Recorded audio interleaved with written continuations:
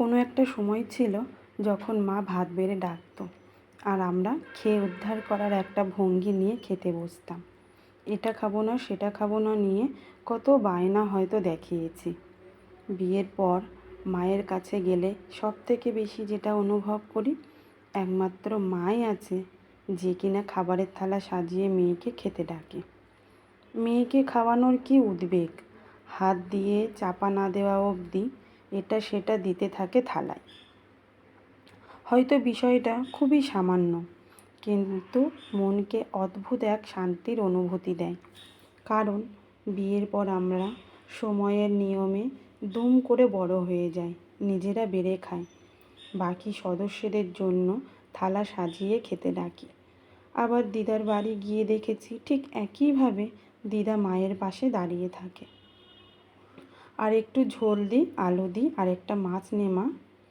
আমি উল্টো দিকে বসে মুচকি মুচকি হাসি। কি অদ্ভুত মেয়েদের স্থানান্তর! স্ত্রী, মা, বৌমা, বৌদি, জা, মামি, কাকি, জেঠি, পিসি, মাসি, সমস্ত রোলে মেয়েদের ভাগে শুধু দায়িত্ব। একমাত্র মেয়ের সাজে মেয়ের একটু আরাম। মায়েদের ছুটি নেই, মেয়েদের সন্তানদেরও সামলে দেন, যাতে মেয়ে কিছুটা স্বস্তি পায়, মেয়ে যেন নিজের ক্যারিয়ারটুকু এগিয়ে নিয়ে যেতে পারে।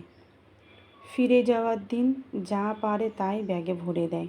মায়েরা হয়তো খুব বিরক্তও লাগে, রাগ ধরে, কিন্তু পরক্ষণেই ভাবি, এই মানুষটা ছাড়া আমার খাওয়া নিয়ে এতটা কনসার্ন হওয়ার মতো আর কেউ কি আছে? না। বেশিরভাগ মেয়েদেরই স্বামী ছাড়া কারোর নাম মনেই পড়ে না। কারো কারো ক্ষেত্রে তো সেটুকুও নয়।